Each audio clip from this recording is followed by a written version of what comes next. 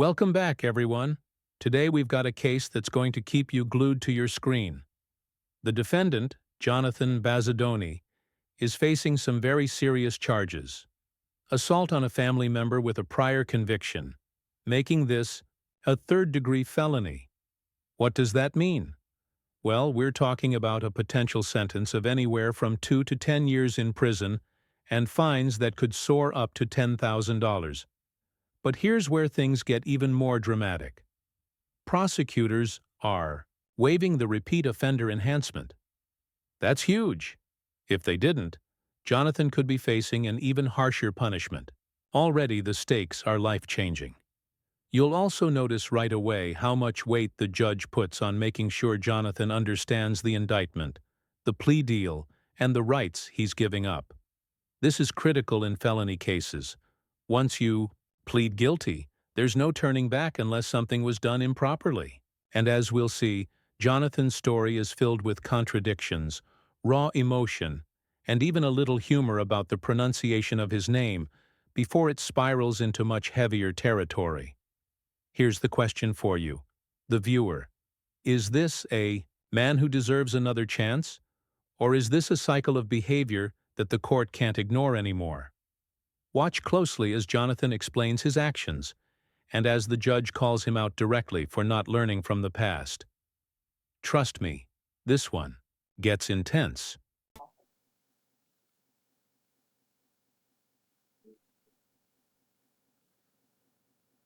All right, who's here on Jonathan Bazadoni? Bazadoni. There's an I at the end. Yeah, Bazadoni. Bazadoni, come down. When I say the last name, I want to do this because it sounds very Italian. Because I was. Is that Italian or is that not Italian? Is it Italian? Yeah, part of time. It's the old name. Yeah, Bazadoni. it's See, Bazadoni. yeah. Sometimes, when you're doing the Italian names or trying to do them, for some reason, your voice pitch goes higher and you do this with it. I don't know why. All right, court is calling 2025 CR 004832, State versus Jonathan Herrera Bazadoni. Could I have parties announced? Ashley Jones for the state. Renee Munoz on behalf of Mr. Bazadoni. And are you Mr. Bazadoni? Counsel, you received all discovery? Yes, Your Honor. Did you review it with your client? Yes, Judge. Court will find that the state is in compliance with discovery. Mr. Bazadoni, did you review the true bill of indictment with your attorney? Did you understand it? Counsel, do you waive the reading of the indictment? Yes, Your Honor. State, are you proceeding on the indictment as presented? Your Honor, my understanding is that we would be waiving the repeat offender enhancement allegation. That is correct, Your Honor. No objection by the defense. All right, did you review the document entitled Court Admonishments with your attorney? Did you understand it and sign it in all the appropriate places? Yes, sir. You're charged with assault family household with a previous conviction as a third-degree felony.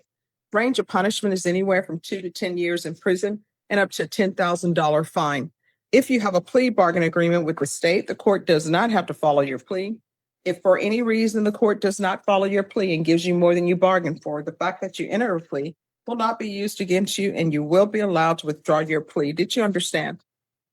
You have a right to jury trial, a right for you or your attorney to cross-examine and confront any. Here's a key turning point.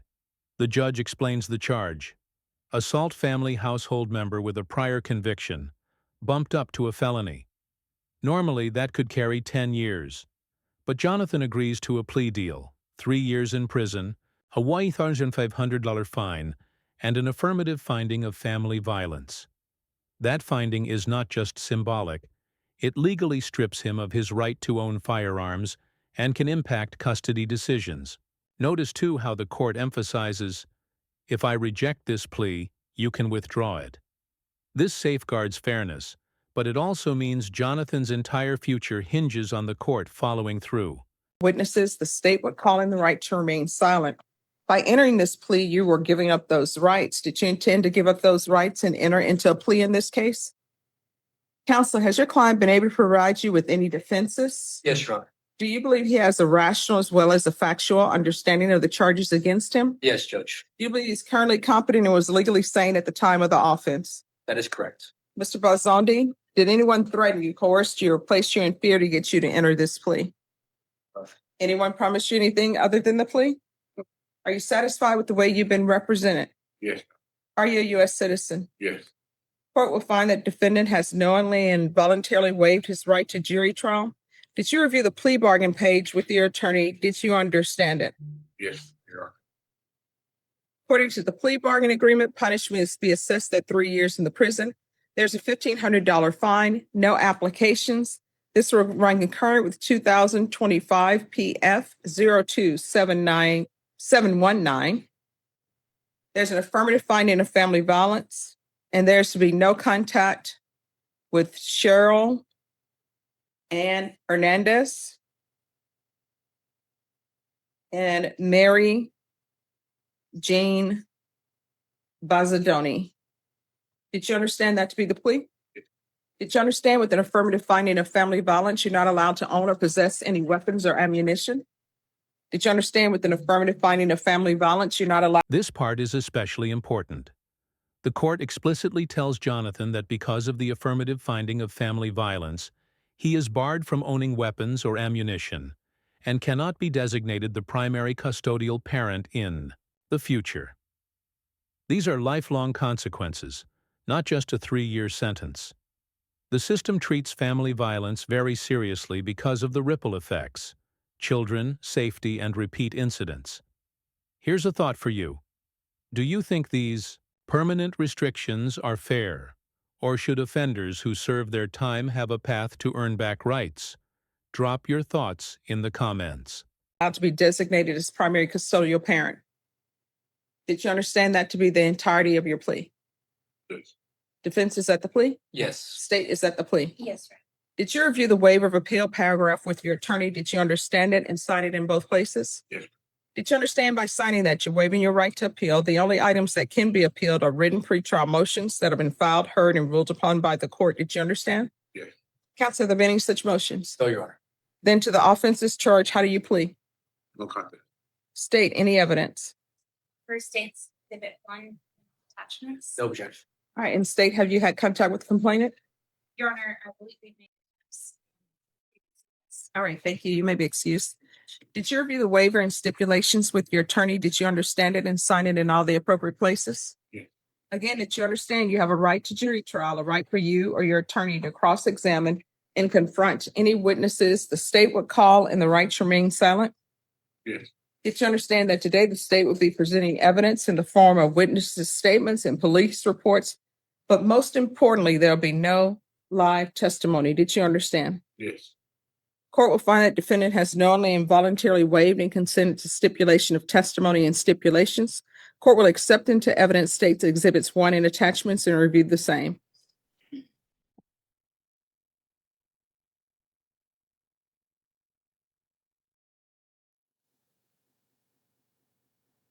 All right, after reviewing states exhibits 1 and attachments, the court will find there is sufficient evidence to find you guilty and the court will find you guilty. Are you proceeding with sentencing? If we may, Your Honor, Anything you wish to say on behalf of your client?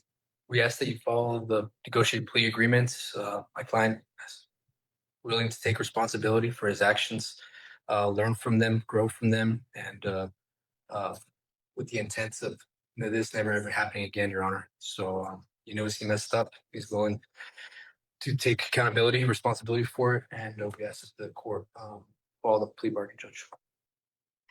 All right, what do you learned? Because it doesn't appear that you've learned anything.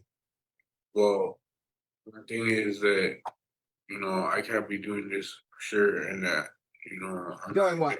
not, hassling my mother and everything like that, and Hassling her for what? for money and things like that, Why do you need I it? should be working on my own. No, why do you need money? Why do I need money to live? No. Everybody needs money. Did you catch that? The judge asks Jonathan what he's actually learned, and his answer doesn't match up with the police reports. He claims he only asked his mom for food money, but the records point to drugs. The judge calls him out directly. That's not what the police report said. This is a common courtroom dynamic. Defendants sometimes minimize their actions, but the judge has the evidence right in front of them. It raises the big question: is Jonathan taking real accountability, or is he just trying to dodge responsibility in the moment?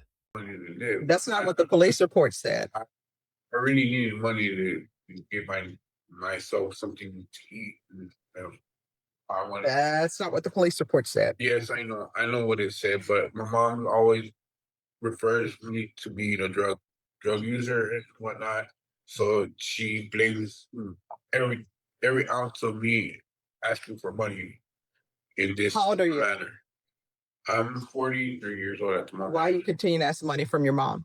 Because I have no other available income, and I'm not really that like capable. I was I was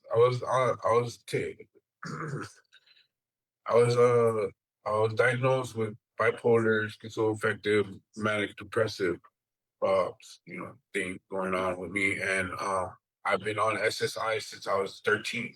Mm-hmm.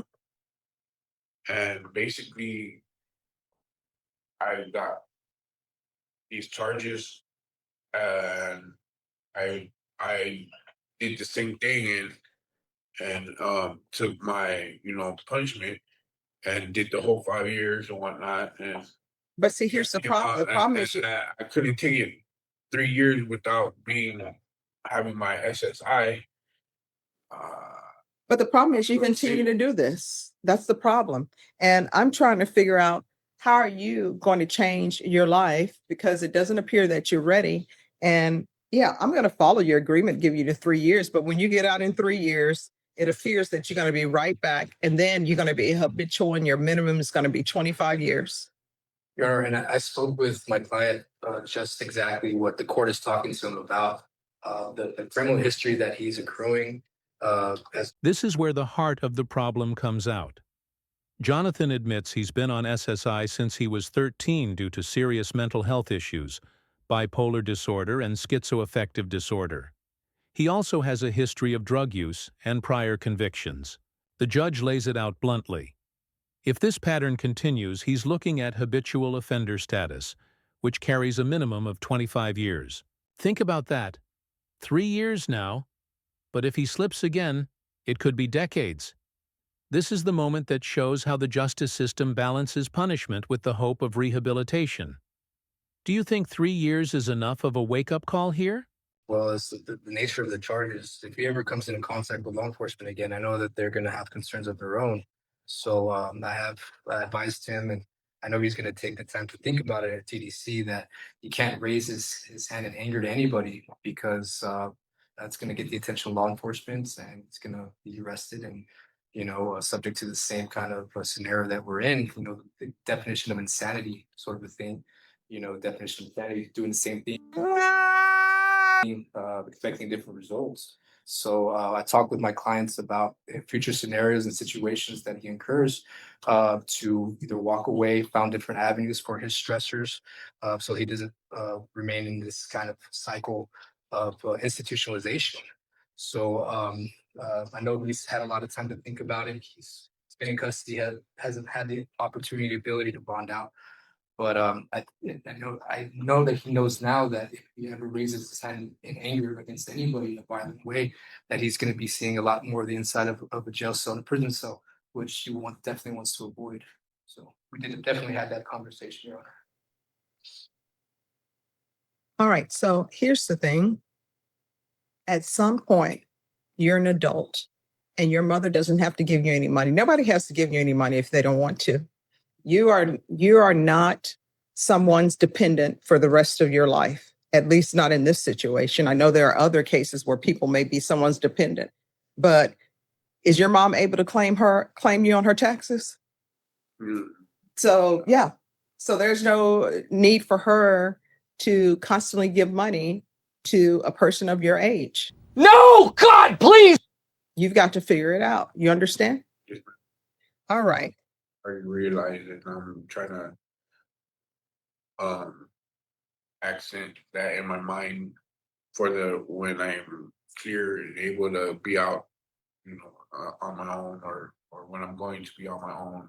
Sooner or later, I'm gonna have to man up, as they say nowadays, and just take care of my business. Yeah, you are. And I'm telling you, if there's a drug issue, you need to take care of that as well, because that's what your mom is saying, that you wanted $5 for drugs. All right. The court is finding you guilty. The court is going to sentence you to 3 years in the prison. Give you credit for any time served. There's an affirmative finding of family violence, a $1,500 fine, time and money to run concurrent. This will run concurrent with 2025 PF 02719. No contact with Cheryl Ann Hernandez or Mary Jean Bazadoni. And there we have it. The judge hands down the sentence. 3 years in prison, a $1,500 fine, no contact with his mother or the victims, and a recommendation for therapeutic community treatment while incarcerated. The plea deal holds, but the warnings from the court are crystal clear. If Jonathan repeats this behavior, the next stop is a much longer prison sentence under habitual offender rules. This case highlights so many layers: family conflict, mental health struggles, substance abuse, and the unforgiving nature of repeat offenses. The judge shows compassion by allowing treatment, but also makes it clear that the excuses end here.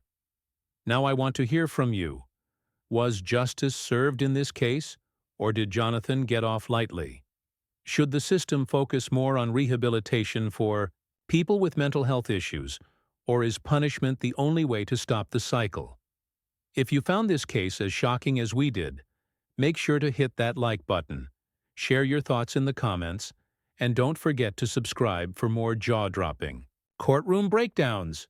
Bazadoni, and there is to be no and the court will recommend the therapeutic community. Did you review the document entitled Trial Court Certification of Defendant's Rights to Appeal with your attorney? Did you understand it and sign it? All right, because this is a felony conviction, because this is an affirmative finding of family violence, and also because you waived your right to appeal, you do not have the court's permission to appeal, and you're not allowed to own or possess any weapons or ammunition. If you have a question over what a weapon or ammunition is, you'll need to speak to an attorney. Do you understand? All right, good luck to you. Thank you, counsel. Thank you.